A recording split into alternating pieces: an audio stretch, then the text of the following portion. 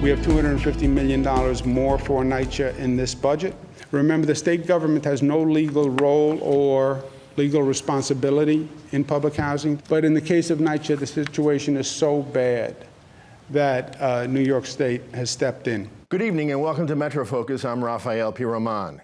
Governor Andrew Cuomo speaking late Friday night as he laid out the highlights of the new $168 billion state budget, a result of some last-minute negotiations with state lawmakers. And just as this year's winter keeps on roaring with no end in sight, so too does the feud between the governor and Mayor Bill de Blasio. Look no further than the budget itself, which gives the governor a bigger say on many matters concerning New York City, including oversight over the troubled New York City Housing Authority, and a new tax on city taxis and ride-sharing services like Uber. The budget also imposes new transparency rules for how much the city spends on its schools, and even contains a provision declaring New York Penn Station a threat to public safety, paving the way for the state's use of eminent domain to develop the area. The governor also announced that the city would have to pay half of an $800 million action plan to fix the subways. The New York Times was unsparing in its analysis of the budget, calling it, quote, a fusillade against New York City Mayor Bill de Blasio.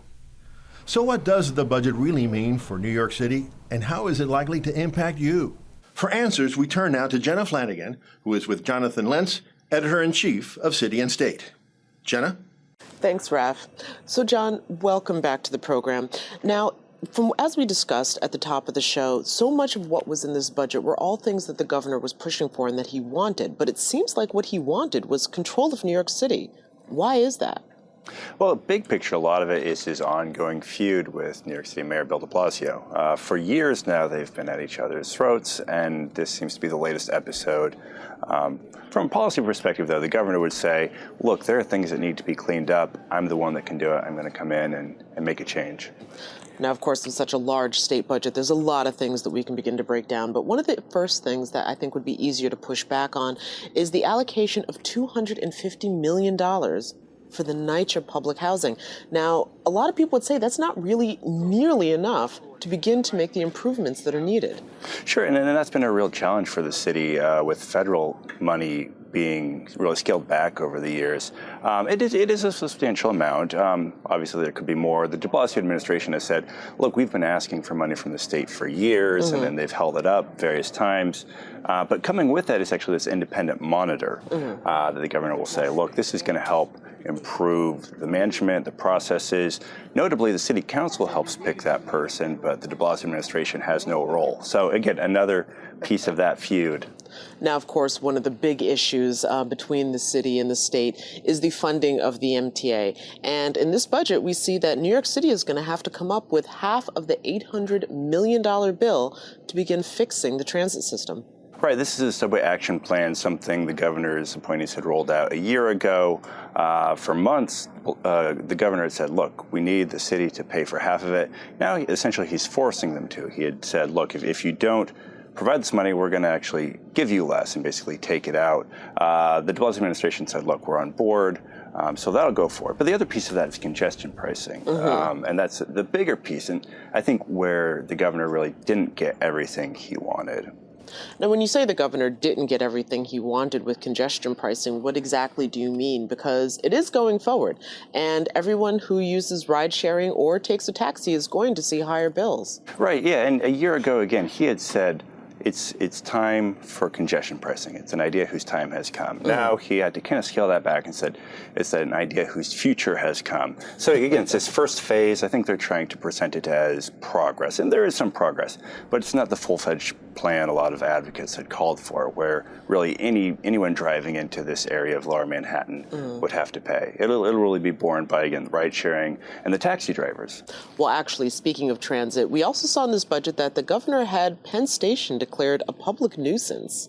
Right, and he'd actually pushed for more power over this area, not just Penn Station, but the surrounding neighborhood. And local lawmakers had pushed back. It really comes to a matter of local control. Again, he did get some of what he wants, and I think it's really going to be a bargaining chip for him. He wants to really fix up Penn Station, to overhaul it. Question will be what kind of outcome there is with James Dolan. His family owns Penn Station, and Steve Roth owns a lot of properties around there. Maybe they'll get Madison Square Garden moved and rebuild a new Penn Station. Maybe there'll be some kind of compromise. But it puts the governor in a better position in terms of having leverage. And of course, a lot of people have their eyes on that property, so we'll see how that plays out. Now, another thing in this budget that stood out to me was the allocation of funding for schools. How is that going to work out for New York City? You have the traditional battle. Every year, lawmakers want more money, the governor wants to give less money, and they came to a compromise there, pretty similar to the increase they had last year. But the big change in education policy is they're going to require cities like New York City to say how much they're spending on each school. There's this overarching debate about equity in education, and are poor schools getting enough money, are wealthier schools getting more? The governor came back and told critics, well, look, it's really about transparency. Some of them don't buy it, but it'll be interesting to see how that plays out. Well, if we can move away from the city, if that's even possible for a moment, and talk about an issue that's going to affect all New Yorkers that was big in this budget, and that is, of course, how the state is going to handle property taxes. That was a big deal. Sure, yeah, and that's something from a State of State address in January, and even before, the governor was saying, we are under attack by President Donald Trump. There is a major change to the state and local tax deduction. The governor's office came back with some changes. They're trying to have these workarounds. Basically, people can give to a charitable fund and deduct that from their regular taxes to try to avoid that. There are other workarounds as well. It's a real question mark, though. The IRS could well come in and say, this is breaking the rules, you can't do this. And for some of these private sector employers, they want to get buy-in. It's a question, will they do it? It's a lot of complicated paperwork and things to deal with. Is it really worth it for them and their employees? All right, well, of course, as your magazine always points out, that there are winners and losers in every budget. And it seems like in this budget, New York City didn't come out as a winner. That's right, yeah. And we had a piece out this morning about Bill de Blasio being overall a loser. He did get some things, but overall, not what he wanted. The governor overall a winner. But again, depending on what the IRS does, if these tax workarounds work or not, might not be so good for him. Again, congestion pricing, it's not what he initially called for. He's spinning it as a win. Well, of course, with a $168 billion budget, there was a lot of money that will be allocated, but there were some items that didn't make it into this budget negotiations that'll actually be negotiated by legislators afterwards. What are some of those? One of the big ones is the State Dream Act. This isn't quite like the federal one where you would actually get citizenship for these young dreamers, but it would provide state financial aid for higher education. That's another big push. Didn't make it across the finish line. Probably have to wait until next year, but there's some proponents that'll be continuing to push on that. I guess that's one of the big ones. All right, well, Jonathan Lentz, it's always a pleasure to have you on the program, especially to help us digest this massive state budget. And of course, we'll be reading City and State to find out how all of these budget items get rolled out. That's right. Thank you so much.